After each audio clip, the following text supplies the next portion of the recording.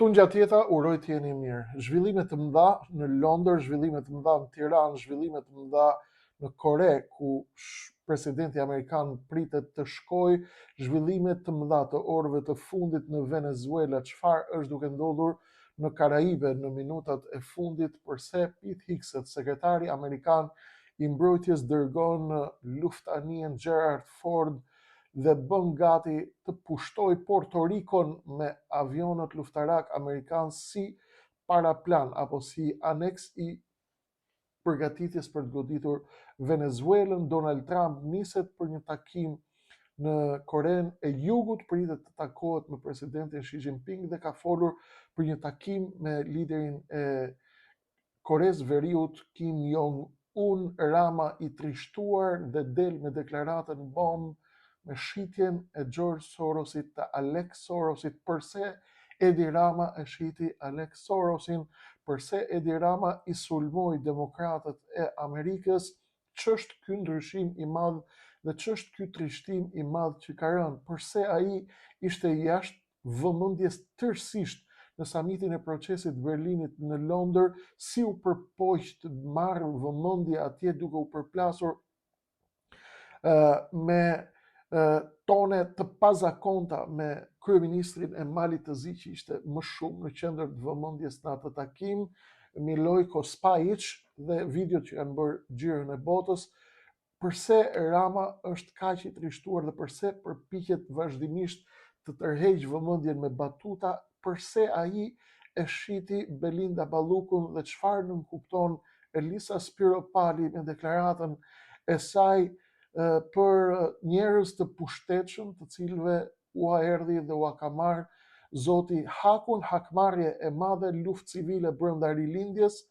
Rama në pikën e tij më të madhe të hallit, ftohje e jashtëzakonshme e diplomacisë perëndimore, ftohje e jashtëzakonshme e vetë shtypit të George Sorosit në Europë, të cilët e konsideruan tashmë qeverinë e Edi Ramës si të padenj për reformat, si të padenj për bashkimin evropian, duke shkruar se Emmanuel Macron do të ishte një refuzues i antarësimit të Shqipërisë në procesin e integrimit evropian, dhe kjo për arsye të mungesës së reformave, ndryshe nga ç'tha von der Leyen kur erdhi në Tiranë, ndryshe nga ç'than shumë nga gënjeshtarët e tjerë diplomatë europian, të cilët erdhën dhe thurën lavde këtu, se Rama është duke ecur me shpejtësinë e dritës.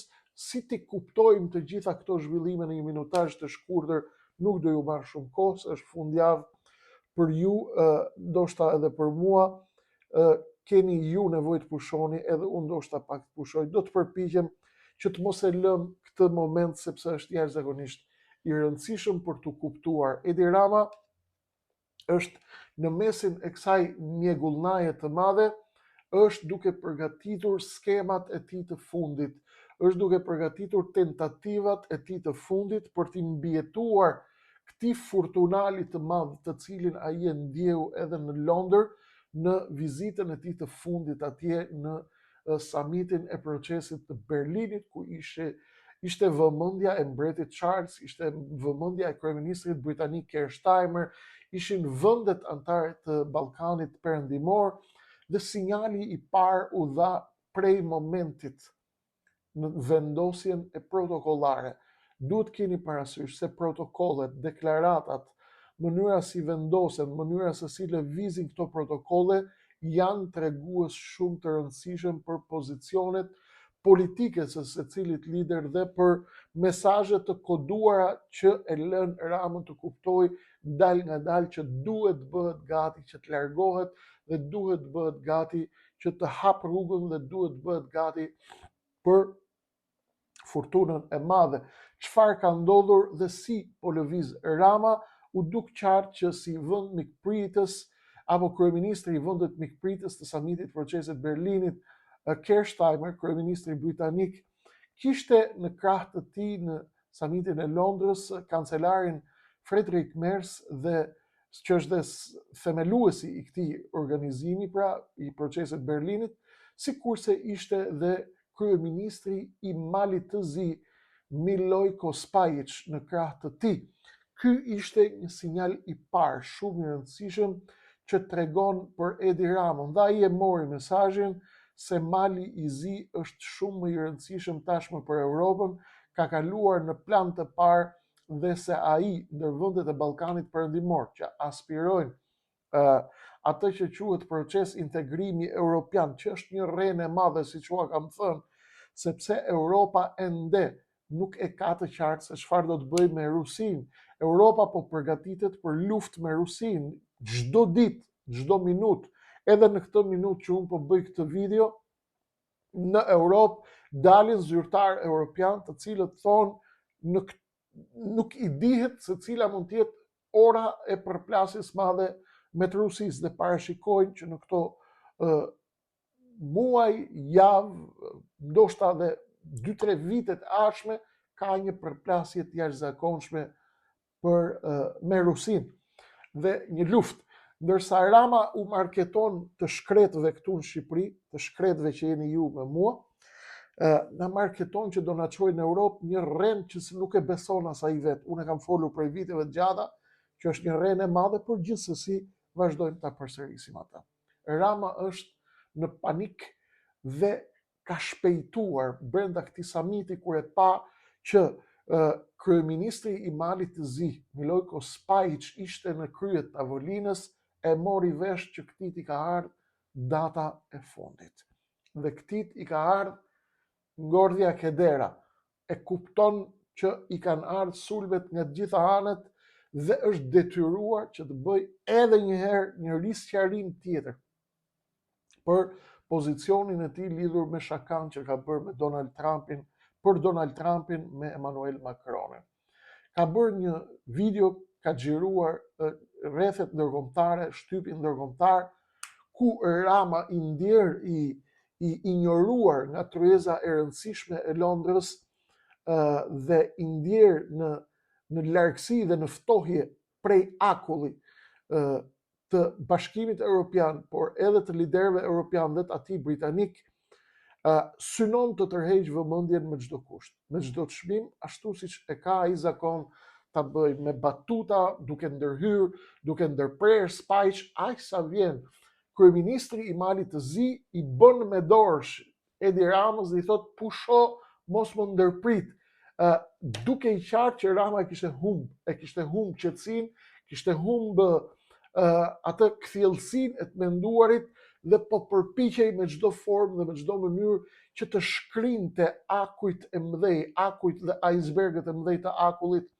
me Europën, akujt të cilët gjendeshin në çdo milimetër katror të sistemimit dhe të protokollit, por edhe të ritmit që e kishin pritur Edi Ramën atje, saqë më pas shkoi edhe në atë xhelozin e hapur me Albin Kurtin, që bëri edhe videon që nxorri kishte heq Kurtin, sepse kishte hall mos dilte Kurti që po i qeshte mbreti Charles i Britanisë. E kësoj vogëlsirash. Edi Rama i mori mesazhet atje.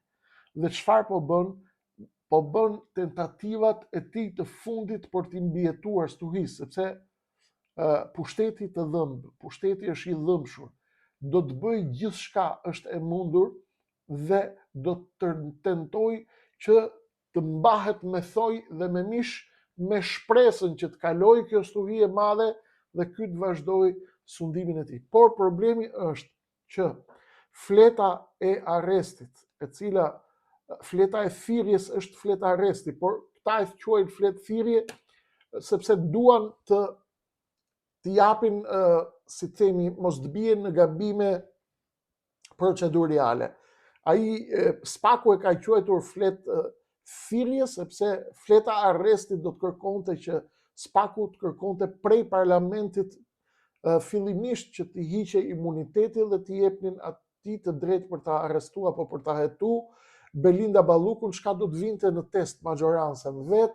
Rama ka shkuar dhe ka thënë se e ka shitur sot zyrtarisht Belinda Ballukun, e nxorri shpar në televizionet pranë pushtetit, e nxorën Edi Ramën, duke thënë që unë nuk merrem me punët e gjykatës, siç thonte edhe për Erion Velia, siç thonte, për të gjithë antarët e bandës së rilindjes, të cilët kanë vjedhur qindra miliona euro nga gjaku i këtij populli, ashtu thonte për gjithë, edhe për Bejten, edhe për atë të koncesioneve të shëndetësisë, edhe për Lefter Kokën, për Alqi Bllakun, për Erion Velin, lini drejtësinë, bëj punën e saj, ne nuk ndërhyjmë, ne bëjmë punën tonë, drejtësia bën punën e vet, do të thotë Elshoj Ballukun. Ndërkohë, në të njëjtën kohë është një antare tjetër, është Nafia tjetër që është Elisa Spiropali, e cila po kujton se po i hapet rruga që të ngjisë shkallët e saj në drejtim të krahut të djathtë të Skënderbeut të saj që është Edi Rama. Elisa Spiropali është shprehur e lumtur, e ngazëllyer dhe ka folur për njerëz të cilët shpesh herë kanë menduar se janë Zoti, shpesh herë kanë menduar se janë aq të pushtetshëm sa që kontrollojnë gjithçka. Por sipas zonjës Spiropali, duket qartë që Zoti vepron, janë bërë gjithë besimtar, mashallah, kapni në gjo me dorë që mos t'i kapim, mos t'i hajmë sysh, kapni në gjo, unë nuk i kap do të gjitha këtu se jam publik, po kap hundën, kapni dhe ju në gjo, mos t'i hajmë sysh këta se kanë fillu me besu fort në Zot, janë kthy gjithë ke Zoti, Zoti i Elisës Spiropales së Skënderbeut, do të veproj, thot Elisa, dhe do të vendos të drejtën një ditë në fund. Duket qartë që zonja Spiropali është duke i shkuar, janë duke i rrjedhur jargët e dashurisë dhe të ëndrës dhe të epshit të saj për pushtet dhe afrimit të saj për tek Skënderbeu i Madh, që është Edi Rama. Por Elisa nuk është lexuese e largët, vetëm thjesht eksitimi i pushtetit që të ofron thjesht ideja se mund të jesh afër Skënderbeut tënd dhe se të shlarguar një rival i madh, një rival i fortë, siç ishte buldozeri i korrupsionit të rilindjes Belinda Balluku, kjo në vetvete është një ekstaz për këta antarësinë e sektit të rilindjes, sepse antarësia e sektit e konsideron pranin qoftë dhe fizikisht, qoftë dhe vibrimin emocional, shprehjen dhe koordinimin e energjive, energji që këta i transmetojnë në distancë me liderin e tyre, me Skënderbeun e tyre Edi Rama, me Skënderbeun që po u shkërmoqet përpara syve, sepse po e përzën në Europë, sepse Europa e ka kuptuar tashmë që nuk e mban më dot këtë njeri, sado që të vi von der Leyen këtu dhe të mashtrojë bashkë me këto sallatat dhe gallatat e Brukselit, këto sorosianet mashtruese të korruptuara, Marta Kos apo Marta Syltiash, këto që marrin valixhe me lek dhe bëjnë deklarata, valixhet me lek janë të kokainës, i thot Departamenti i Shtetit, i thot raporti, është lavatriçe pare Shqipëria këtu. Prandaj janë të trembur e megjithatë. Lëshimi i Edi Ramës për Belinda Ballukun të merret drejtësia me të, do të thotë që kjo ka nisur të përjetoj ekstazën e të qenë tashmë 2-3 shkallë pranë Skënderbeut të saj, pasi ka ikur një njeri jashtëzakonisht i pushtetshëm, po i ikën nga rruga siç është Belinda Balluku. Belinda Balluku është një miliardere, është një njeri me shumë pushtet, njeri e cila kontrollon pjesën më të madhe të mediave kryesore të Tiranës.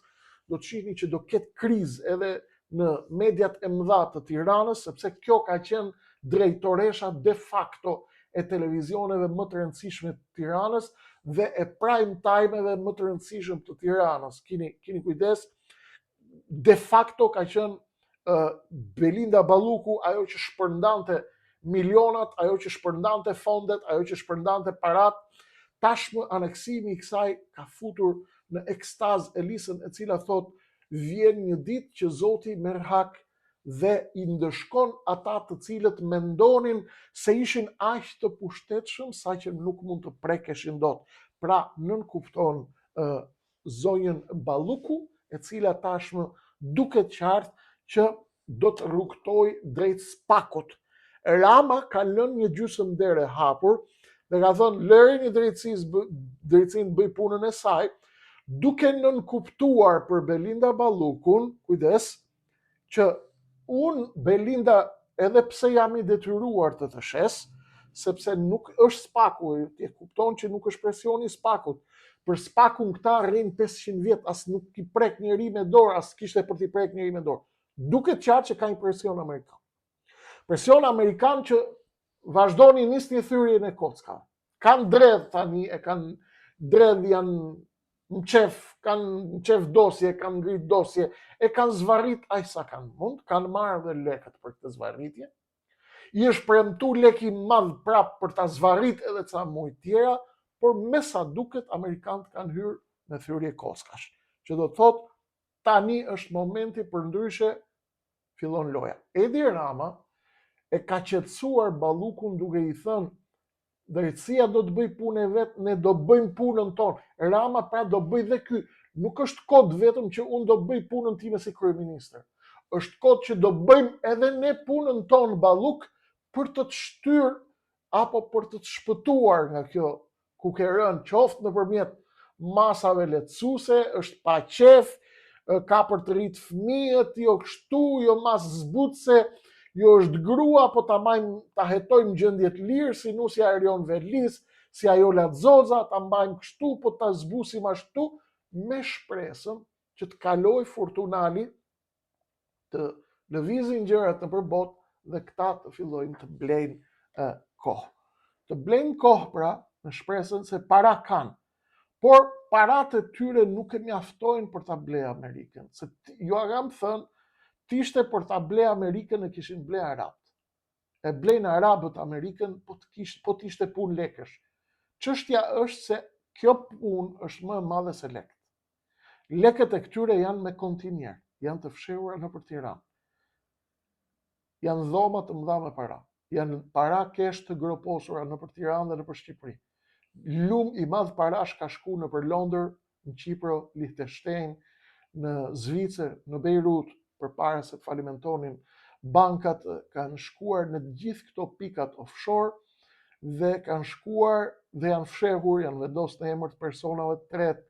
Një pjesë e këtyre pasurive janë sekuestruar, janë ngrirë në bankat, llogaritë bankare e shtetit, por sigurisht ju e dini që janë dhjetra e qindra miliona euro dhe miliarda euro të vendosura, të maskuara në emra të personave të tjerë, pasi ju e dini, raporti i Departamentit Amerikan të Shtetit ka thënë që Shqipëria është lavatrice e parave.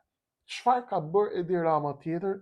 Është detyruar të shes Alex Sorosin. Përse e shiti Sorosin dhe demokratët? I detyruar nga shtypi europian, është ndjer i shtrënguar Edi Rama pas kësaj goditje të madhe që mori në Londër dhe kësaj shuplake që ishte mesazh i qartë nga Londra, nga Berlini dhe nga Parisi dhe nga shtypi sorosian. Shtypi sorosian në Europë, shtyp i financuar nga Sorosi, tregon të qartësisht që Edi Rama është i implikuar në afera të mëdha me krimin e organizuar dhe me korrupsionin dhe me parat dhe me trafikantët e drogës dhe të kokainës. Nuk kanë ku t'i çojnë raportet, ja bën mu. Tani këta e kanë zakon, po të rëshkiti këmba këta të shesin. Pse? A dini pse? Jo sepse urrejnë Edi Ramën. Nuk e urrej njëri Edi Ramën. Por rrezikohet sistemi. Rrezikohet kredibiliteti i sistemit. Ndaj ata i thon Edi Ramës me herë të parë i çojnë sinjal, i çojnë raportin. I e lidh me krimin me drogën dhe i bë lavatriçe lekësh. Herën e dytë të heqin nga protokolli, nuk të vejnë më në krye të venit, siç është mësu ky, po të vejnë atje në fund fare, siç e lanë luftën e parë dhe dytë botërore, fundin e luftës dytë botërore që e lanë delegacionin Gjerman, që ishte humbës i luftës, a dini, ja kam thënë në video të poshtë, e lanë në këmbë. Delegacioni Gjerman s'kishte karrige, në marrëveshjen si humbës. Edhe ky ishte loser, e lanë atje në fund. Kthyti dogji. Mesazhi i parë ishte raportet, mesazhi i dytë ishte protokolli, mesazhi i tretë ai e di, është vetëm çështje kohe. Mesazhi i tretë është shpulla pas qafe. Ky e ka marrë mesazhin dhe çfarë bën, provokon një përgjigje tjetër për të justifikuar gafën dhe talljen me Donald Trumpin. Dhe duke bërë si bukri shejtan, se kujto se janë budallëja ata atje në Europë edhe në Amerikë, çfarë thot? Po si kuptojnë këto humorin tim? A ishte një humor miqësor, a ishte një shaka, pra ti thush presidenti amerikan është idiot që ka humor miqësor, të qeshësh me atë që nga humor miqësor. Atë mund ta bëj The Guardian, atë mund ta bëj Le Monde Diplomatique, atë mund të bëjnë gazetat gjermane, Deutsche Welle, mund të bëjnë karikatura, mund të qeshin, mund të tallen, mund të bëjnë, po ti je kryeministër. Ky kujtoj se bëhet i lezetshëm kur bën batuta. Kujton se bëhet i lezetshëm duke ecë me atlete, edhe duke dalë me tuta nëpër samite ndërkombëtare. Duke menduar që është shumë interesant, kujtoj se po bëhet edhe këtu interesant, dhe tha, si më nuk e kuptojnë një, unë po një shaka të vogël, nuk u talla unë me Trumpin. Por, tha, demokratët amerikanë, tha, kanë dalë nga realiteti. E kemi teton, tha, pak si pa qef. Se i thanë, amerikanët, demokratë, që janë aleatët e tu, se demokratët janë George Soros, janë Alex Sorosi, për të cilin ky thot është miku im më i madh. Jam krenar se e kam mikun tim më të madh. Ai është sponsori më i mëdhej i demokratëve. Pasi shiti ballukun, tani po shet Sorosin, Alexin, që thot është vllai im. Sepse të godasësh Sorosin dhe demokratët është e njëjta gjë. Apo do godasësh demokratët është e njëjta gjë si të godasësh Alex Sorosin, me të cilin ky identifikohet gjithkohës. Është i tronditur pra. Është i tronditur sepse e din që po mbaron ora me rërën e kohës, po i mbaron. Tani do shpik së historish, tha, demokratët tha kanë dalë nga realiteti. I fjalë, çan këto psikopetë. Demokratët e kanë marrë videon e Ramës me Macronin duke u tallë me Donald Trumpin dhe kanë thënë, shife çfarë presidenti karagjoz kemi këtu në Amerikë, sa ata janë opozita atje. Pa diskutim që do ta përdori opozita. Se opozita nuk është për të bërë masazh. Opozita është për të dhënë dajak. Pavarësisht se në Shqipëri nuk ka dajak sepse janë marrur vesh këta. Është duke i shkuar spak zëvendës kryeministri. Shefi i opozitës ka dalë shëtitje nga liçeni, i thot përshëndetje dashur miq, me këtë ecje ju uroj një fundjavë të mbar.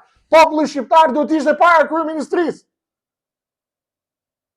Berisha i thot, miq të dashur, me këtë shëtitje në fundjavë, buz liçenit, a buz detit ku ishte qenë, ju uroj të keni një fundjavë të mbar. Bravo legjenda, i thoshin njerëzit. Populli duhet të ishte para kryeministrisë, ka rënë qeveria. Ka rënë qeveria, kryeministra, Balluku, Erion Veliaj, janë miliarda euro, janë vjedhur, ka rënë qeveria, është gjithë qeveria në burg. Ju uroj, thot legjenda, një fundjavë të mbar. Pse? Nuk i ka ardhur sinjali akoma Berishës nga Washingtoni çfarë do bëj. Dhe nuk po di më çfarë të bëj. Është në heshtje. Heshtja e Berishës është heshtje strategjike. Rama është lut menç.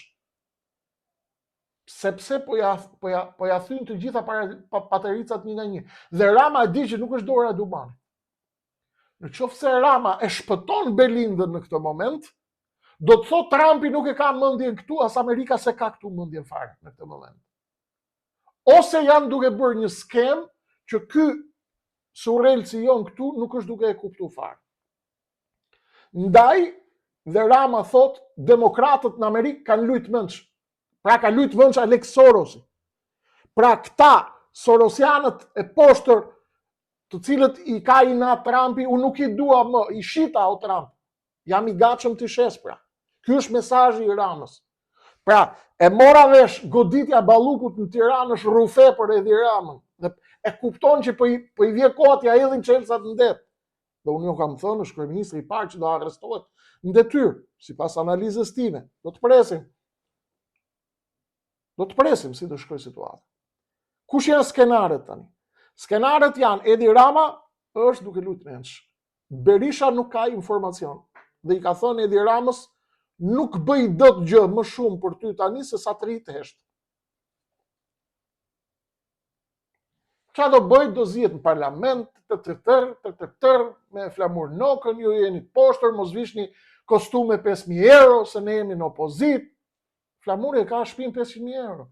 Ato gocat e PD-s aty në për kryesinë e PD-s, ato bëjnë gjitha biznes me Edi Ramën. Kryetarja e PD-s në Sarand ka shku u bë nën kryetare e Bashkisë Ramës, Sarand, kryetarja e PD-s. Ata të Vlorës shkuan morën poste. Pra ka një sinkronizim. Berisha i thotë Ramës, ty po të rëshket këmba, po ti e di o Ram që unë s'ngrihem dot, të shi se unë jam në ngrata. Berisha po pret sinjal nga Amerika. Po i erdhi sinjali nga Amerika, Berisha do merret vesh me Ramën dhe do t'i thotë, unë do ta nxjerr popullin ti do largohesh, që të mos lem na futet në 1/3 në mes. E kuptuam skemë.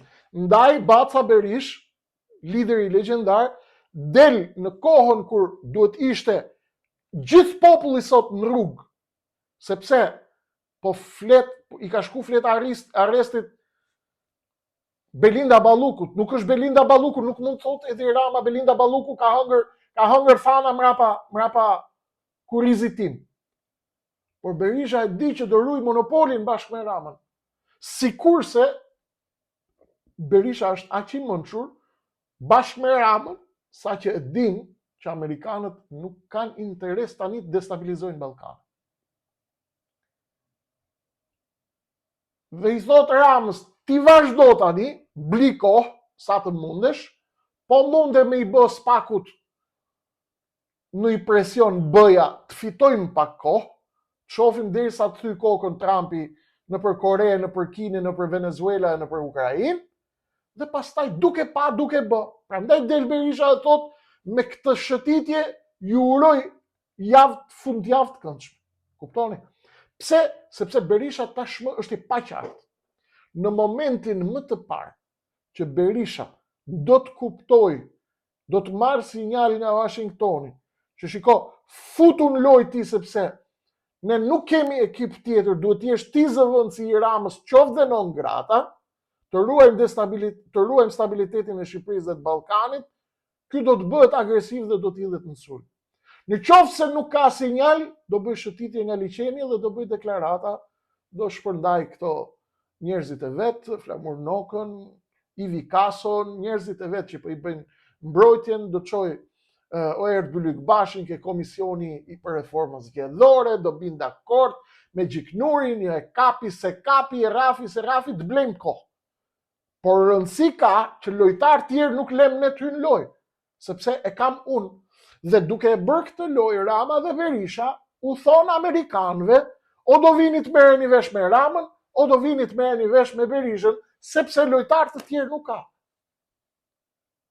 As populli nuk prodhon dot, sepse zot në Shqipëri jemi ne i kontrollojmë paret, ne i kontrollojmë sektorët strategjik, ne i kontrollojmë kartelet e drogës, ne kemi mediat e Tiranës, ne kemi Fevziu, ne kemi Gridën, ne kemi gjithë prime time-in, ne kemi të gjithë analizën e mbrëmjes, nga do hy Trumpi me helikopter. Këtu pasaj jemi përballë dy skenarëve. Ose Amerikanët kanë një plan tjetër që nuk e kanë njoftu dhe do t'i vi këtyre si rufeja, do t'i shpartalloj, ose sa të marrojnë punë Venezuela, do vi Gerald Fordin përballë Tiranës, përballë brigjeve të Shqipërisë, edhe t'i thonë, erdhi luftania. Siç e kanë thënë sot atje në Venezuela. Luftania më e madhe në planet, me 5.000 ushtarë sipër Gerald Ford drejtohet në drejtim të Venezuelës. Lajme të mëdha, orë pas ore pritet diçka të ndodh atje. Maduro ka bërë ofertën, siç ju thash, i është refuzuar oferta nga Amerika, nga Pete Hegseth, ka thënë nuk bëhet fjalë, edhe Trumpi ka thënë s'bëhet fjalë, nuk flasim ne me Maduron fare. atje ka një 2 trilion dollar vetëm naftë, pa bërë llogari minerale të rralla. Maduro në të njëjtën kohë që po jep oferta, po bëhet gati edhe për luftë. Ka bërë gati mbi 5.000 raketa apo sisteme mbrojtëse ajrore Eagle të Rusisë për çdo eveniment të mundshëm. Ju kam thënë ka rreth 120.000 ushtarë. Me sa duket po bëhet gati minutë pas minute, po rrethohen Karajibet, kanë shku Gerald Ford ka shkuar atje dhe ajo nuk shkon vetëm, luftania më e madhe amerikane. Ajo shkon me 3 luftanie të tjera, shkon me avion luftarak dhe njëkohësisht avionët luftarak amerikan kanë zbritur dhe kanë pushtuar Porto Rico. Porto Rico është një vend me një status të veçantë, me një status jo shumë të lexueshëm lehtë, dhe kanë hapur atje një bazë amerikane, e cila po bëhet gati për të pritur ato luftaniet, avionët luftarak amerikan në Porto Rico, dhe sigurisht kjo është në kuadër të planit për rrethimin e Venezuelës. Nga ana tjetër, Trump ka shkuar dhe pritet të takohet me liderin kinez, ka kërkuar të takohet me liderin Kim Jong-un të Koreas Veriut, por ajo që duhet keni parasysh, gjithçka është për të blerë kohë. I dërguari i Vladimir Putinit është nisur për në Washington. Gjithashtu, Kirill Dmitriev është një ekonomist. Dmitriev ka shkuar për në Washington, për në Florida, për të takuar me Steve Witkoff dhe për të folur për ofertën dhe mundësinë e fundit për të bërë paqë mes Ukrainës dhe Rusisë në Ukrainë, por ajo që është duke ndodhur nuk është gjë tjetër, qoftë takimi i Trumpit me Xi Jinpingun, qoftë me Kim Jong-unin, qoftë bisedimit e Steve Witkoff me Kirill Dmitrievin, e dërguar emisarin e Vladimir Putinit, të dërguar në Washington për të folur për zgjidhje për konfliktin e Ukrainës, nuk janë gjë tjetër përveç se tentativë e palëve për të blerë kohë sa të munden, qoftë kinezët, qoftë Putini, qoftë Trumpi, për të bërë gati për përplasjen e madhe që sipas të gjitha gjasave ndodh në vitin 2027. 2026 do të jetë zjarr, fundi i 2025-s do të jetë shumë i nxehtë. Ajo që shoh është që të gjithë palët po blejnë kohë, po blejnë frymarrje, po bëjnë stërvitje mushkrive të tyre për të bërë gati për përplasjen e madhe. Mund të gjejnë pika takimi momentale, mund të gjejnë pika ndarje momentale, por orientimi strategjik fatkeqësisht është përplasja e madhe. Dhe fatkeqësisht është një skenar fatalist në nivelin, në sistemin financiar. Ajo që po ndodh me Floririn dhe me çmimet e Floririt, dikush më qeshi para ca ditësh se jo, njerëzit nuk i kuptojnë këto histori, sigurisht. O Kreshnik çana nga ta rroti, Floriri, argjendi, këto muhabete na tregon ç'a bëhet në gjë kështu shpejt e shpejt. Çmendja e Floririt dhe kolapsi ku po futen tregjet financiare ndërkombëtare njoftojnë për ngjarje jashtëzakonisht të mëdha. Çfarë do të bëjë Trumpi në Kore me Xi Jinpingun, çfarë do të bëjë i dërguari Kirill Dmitriev, i Putinit në takimin me Steve Witkoff, si do të shkojnë orët vendimtare në rrethimin e Venezuelës, do t'ju njoftojmë në orët në vijim, sepse zhvillimet do t'jenë të mëdha dhe unë do t'jem bashkarisht me ju për t'i parë ato nga afër dhe për t'i lidhur të gjitha situatat me njëra tjetrën, qoftë zhvillimet këtu në Tiranë, të cilat janë ngushtësisht të lidhura me çfarë po ndodh në botë, por lojtarët e Tiranës po e kontrollojnë lojën me dorë të hekurt, Rama dhe Berisha, dhe të gjithë lojtarët e mozaikut shqiptar që mund të dalin nga kontrolli, do të tentojnë ose t'i mbajnë nën kontroll, ose t'i bëjnë aleat, ose t'i armiqsojnë dhe t'i eliminojnë nga fusha tërësisht këto janë tre zgjidhjet dhe zgjedhjet e Ramës dhe të Berishës në këtë moment. Rama është i tronditur sepse në qoftë se nuk ja del dhe nuk ka për t'ja dalë, ta shpëtoj Belinda Ballukun, ai e kupton që tik-taku po vjen tek ai, e mori mesazhin nga amerikanët, e mori nga Londra nga Keir Starmer, e din mirë ai çfarë është mesazhi nga mbreti Charles i Britanisë, e di mirë çfarë është mesazhi nga Macroni dhe nga ai kancelari gjerman. Të gjithë e kanë shit. Ky tentoi tani të bëj hapin e fundit si kamikaz që është, e shita i tha Trumpit edhe demokratët edhe Alex Sorosin, të lutem më shpëto, help me. Përgjigjen do ta shohim këto ditë, cila do të jetë nga Washingtoni për Ramën dhe për Berishën e heshtur, i cili është duke pritur në maj të gishtërive se ndoshta do të jetë ai shpëtuesi i Ramës duke ardhur si lojtar rezervë tranzicioni për arsye të ndonjë nuhatje të Berishës amerikanët mund të mos duam tranzicion të fortë në Ballkan dhe destabilitet këtu në Shqipëri, për arsye të lojës madhe. Dhe sa më shumë të tregoj Rama dhe Berisha që e kontrollojnë lojën tërësisht në Shqipëri, aq më shumë mendon Rama dhe Berisha se amerikanët do t'ja bëjnë llogarinë të dyve. Kjo ishte loja, kjo është kulisa, ky është zhvillimi i madh, të tjerat ju e dini, vijoj në numrin e ardhshëm. Paqim fundjavë të këndshme. Faleminderit nga zemra për mirësinë dhe kohën tuaj të çmuar. Natë e mirë.